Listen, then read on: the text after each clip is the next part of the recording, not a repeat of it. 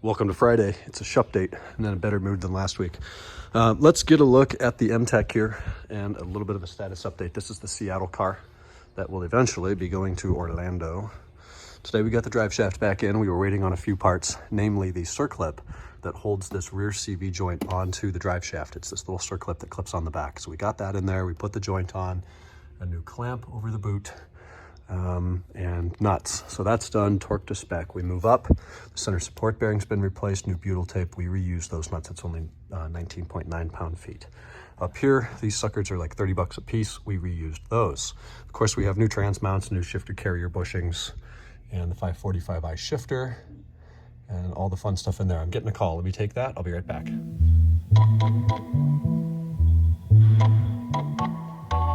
Okay, we're back. So all the usual suspects and stuff up in there. The next part, the annoying part, why the exhaust is not yet back on, is here. Do you see the problem yet? How about now? Whoever worked on this car before, I don't know who it was, that is sheared off, and so is that one. So these bolts are galvanized. They're really, really soft bolts. I've worked on these cars before and felt like I'm stripping out the holes in the chassis, which is very unlikely.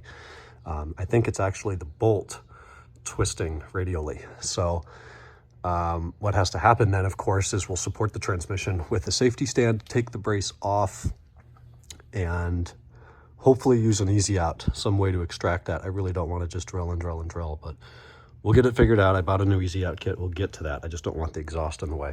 Interestingly enough, the 540 exhaust is different. Very different than the M5. The cat is up here in the header, so your pre-cat O2 sensor is way up there, which makes removing the exhaust section easier and lighter. And then there's only two places where it connects to the headers instead of four.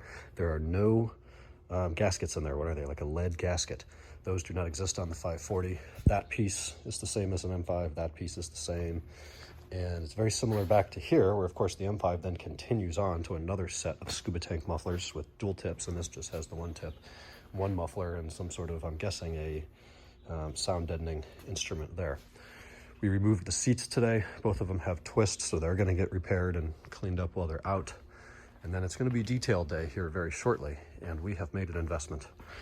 Kenan and I each have now 5 gallons of detail spray, which is ridiculous. This stuff is from Elite Finish down in San Diego. We bought their professional strength concentrate, so you mix 8 ounces of that with 5 gallons of distilled water, shake it up, and I can tilt this on its side and then open this valve, and we'll be able to refill our bottles like 8 million times. So it's going to be fun to watch the level drop over the months and maybe years. Stuff should last a hell of a long time. So we're going to build a little detail station in here eventually. Kenan's got a whole bunch of new gear, pressure washer and a foam cannon, and got a new hose on a wind-up thing that we can plug in. So lots and lots of stuff in the way of detailing progress. My car's not too bad. I just finished the glass. I'm going to work on the body a little bit, and that's probably going to be the rest of Friday. All right, Ryan's working on the M5. We've done a little modification here. Ready? Yep. It's a clown horn modification. All right, hold on, I'll do that. You're gonna have to edit some of this out, I would think. All right, and then, all right, lower one is lightly on. Ready? Yep. Push it on there. There we go. Okay, it's on. Much better. Much better. Clown car horn delete. Well, I got 2 windshields. Two! One for me and one for Nate. They are the exact same thing, and neither one of them are technically correct for our cars. These are the 2002 windshields, which come with the different prism for the RLS, the rain light sensor. Of course, they added the light sensor functionality for the 2002 model year, including the adaptive, or the automatic headlights, rather. So Kenan is cleaning up my tires. Thank you very much. Gotten the body and the glass done. I've still got to vacuum out the inside. But more importantly, let me get the light on. I have corrected the ye old fender liner problem. These rubber things are indeed supposed to sit tucked into the bumper. The fender liner sits tucked into the bumper like that. This has taken me now 11 years to learn about the E39 M5. Proves you never really learn it all or know it all. So that is now correct. I had to take everything apart to get it right. You might ask, well, what did it look like before? We're about to fix Kennan's, and we had him sticking out. So his upper fender liner is correct, but the lower one is hanging way out over the bumper trim. Really, it just needs to be inside. You can't push it inside. You kind of got to take it out and get it right.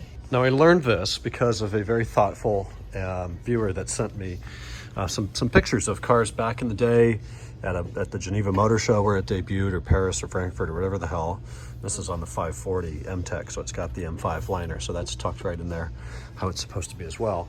But he sent me all these pictures from back in the day, and then super, super low mileage cars from Hemmings, from Enthusiast Auto, you know, the 2, 3, 4, 5, 6,000 mile cars that have not probably had any sort of work done up there. Meanwhile, our 223,000 mile cars, in my case, and 2.0 whatever for Kennan, they've been apart and together so many times by so many people, who knows who's done it and who's done it right or not. So I feel good about it.